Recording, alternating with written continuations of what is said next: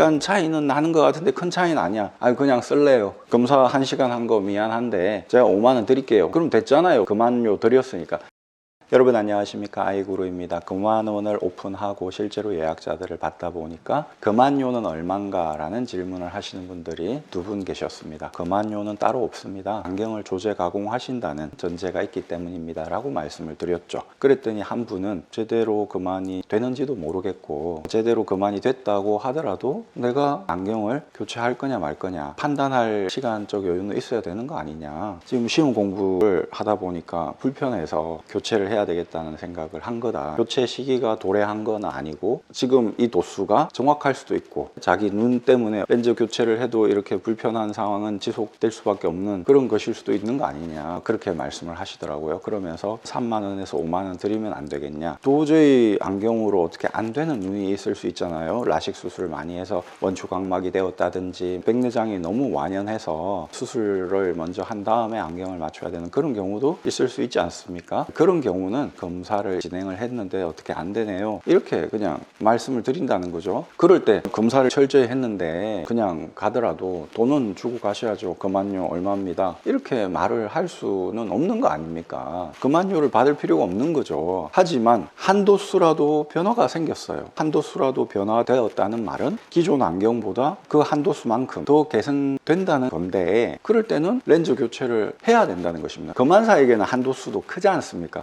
검사자에게는 아예 한도수 가지고 뭐 그냥 써도 되겠네 이렇게 판단을 뭐 할 수도 있겠지만, 난시가 각도가 변했다든지 난시축이 변했다든지 난시 한도수가 변했다든지 원시 한도수가 변했다든지 근시 한도수가 변했다든지 한다면 그는 교체를 해야 된다는 것이죠. 그 전제가 깔린 다음에 그만이 들어간 거라는 얘기입니다. 비교를 해보겠죠. 별 차이 없는데 한도수 정도 가지고 그 자리에서 바로 알 수는 없죠. 써봐야 아는 거고. 약간 차이는 나는 것 같은데 큰 차이는 아니야. 그냥 쓸래요. 검사 1시간 한 거 미안한데 제가 5만 원 드릴게요. 그럼 됐잖아요. 금환료 드렸으니까. 이거는 안 된다는 것입니다. 그런 분들은 아직 절박하지가 않다는 얘기죠. 한 발 빼려는 마음이 있다는 얘기예요. 기본적으로 렌즈 교체 시기가 도래했으면, 이 렌즈 교체한 게 한 1년 됐어, 흠집 같은 게 났을 수 있잖아요. 이럴 때 도수가 그대로라 하더라도 내가 렌즈 교체를 해야 되겠다라는 생각이 들 때 금환을 받으러 오셔가지고 렌즈 교체를 하면 된다는 것입니다. 그런데 이 렌즈 교체한 게 지금 3개월밖에 안 됐어. 그런데 이 사람이 잘 한다고 하니까 한번 받아보겠다. 드라마틱한 변화가 생기지 않을 수가 있으니 그럴 때는 어떻게 하지? 그럴 때는 금환료를 주면 될 거 아니야. 이런 식으로 생각을 하신다는 거는 조금 괴리가 있다는 것입니다. 어떤 금환사들은 금환료를 받는다 하시더라고요. 금환사마다 생각이 다른 거죠. 제가 금환을 했다 하더라도 금환 처방전을 드리지를 않는다고 하지 않습니까? 이분도 금환을 제대로 하시는 분들은 금환 처방전을 안 주시더라고요 라고 하시더라고요. 그러면 금환료가 필요 없는 거 아닙니까?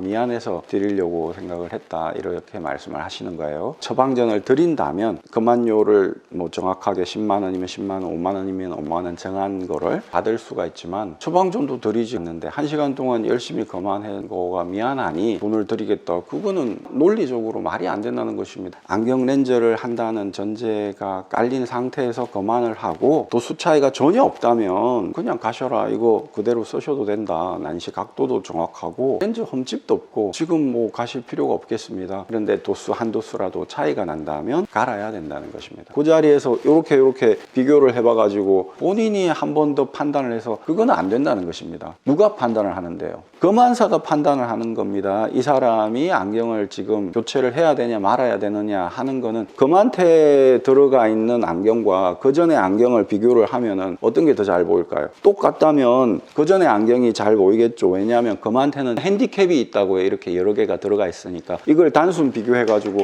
별 차이가 없네, 완성품 안경과 기존의 거를 비교하면 좀 차이가 나네 라는 걸 알 수 있겠지만요. 그러니까 그 판단은 금환사에게 맡기셔야 된다는 것이죠. 그런 믿음이 없다 라고 한다면 안 오시면 되는 겁니다. 그런 믿음을 주는 금환사에게 간다든지 이렇게 해야 된다는 것이죠. 그러니까 금환료를 물어보시는 분들은 저는 마음을 한 수 접고, 또 다른 분 금환료를 물어보신 분이 계셨어요. 그래서 똑같이 말씀드렸습니다. 안경 렌즈를 교체한다는 전제가 있기 때문에 금환료는 따로 없습니다 라고 했습니다. 제가 컨펌 문자까지 드렸어요. 답이 없으셨어요. 내가 인지하고 있는데 뭘 컨펌 문자까지 줘? 알겠어 라는 의사표시일 수도 있기 때문에 때문에 저는 기다렸죠. 그런데 역시나 노쇼였습니다. 그런 분들은 바로 F 처리가 되는 거죠. 영원히 저에게 그만 서비스를 받으실 수는 없게 되신 겁니다. 여러분, 그만료가 얼마일까요? 그만료는 없습니다. 렌즈 조제 가공을 포기할 수 없는 이유는 무엇일까요? 그만원이라고 하니까 그만만 해주는데 아니야? 그건 아닙니다. 렌즈 조제 가공까지 같이 가야 되는 거죠. 정확하게 처방을 했어요. 만약에 준다고 해봅시다. 처방전을. 그럼 그걸 가지고 다른 데 가서 안경을 만들어요. 조제 가공에서 오차가 생길 수 있잖아요. 누구를 욕할까요? 그만을 한 사람을 욕하겠죠. 아니, 그만을 잘한다 해서 갔는데 엉망으로 해서 막상 써보니까 뭐 똑같아, 아니면 더 안 좋아, 이렇게 말할 수 있지 않습니까? 그만과 조제 가공이 같이 가야 된다는 것이죠. 안과, 안경원 어디서 그만을 해야 돼요? 라고 얘기를 하는데, 안경원에 가면 그만과 조제 가공이 같이 될 수 있기 때문에 안경원에 가는 게 맞다라고 말씀을 드리는 겁니다.